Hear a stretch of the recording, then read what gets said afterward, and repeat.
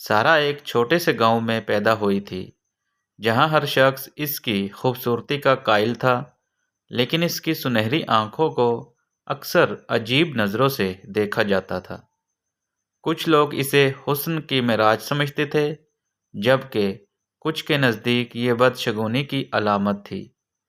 سارا نے اپنی زندگی ان دونوں رویوں کے ساتھ جینا سیکھ لیا تھا۔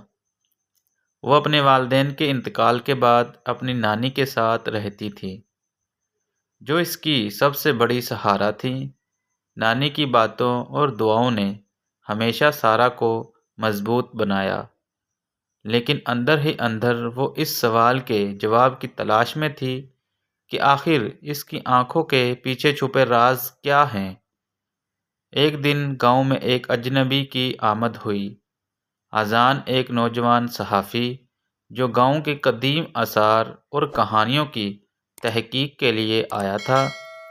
اذان کی پہلی ملاقات سارا سے تب ہوئی جب وہ ایک پرانی لائبریری میں کسی نایاب کتاب کی تلاش میں تھا۔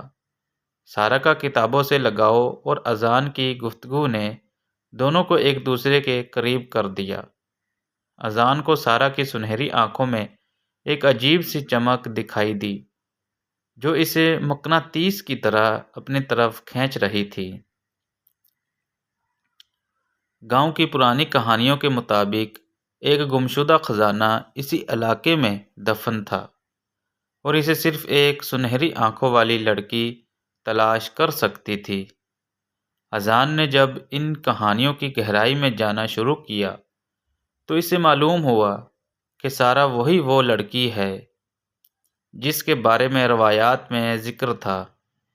اس راز کو جاننے کے بعد اذان نے سارا کے قریب ہونے کی کوشش کی، لیکن اس کے دل میں ایک کشمکش تھی۔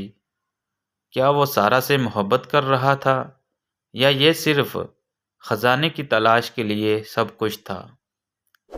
دوسری طرف سارا اذان کے ارادوں سے بے خبر تھی اور اسے اپنی زندگی کا ایک اہم حصہ، لیکن جب اسے حقیقت کا پتہ چلا تو اس کا دل ٹوٹ گیا۔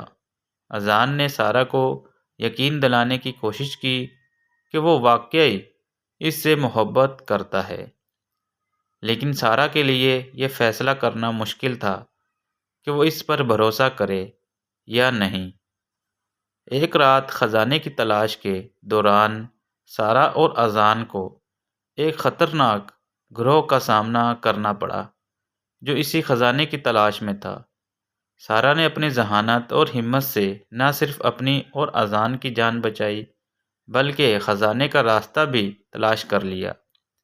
لیکن جب وہ خزانے تک پہنچی تو سارا نے فیصلہ کیا کہ یہ خزانہ ان کے لیے کوئی معنی نہیں رکھتا۔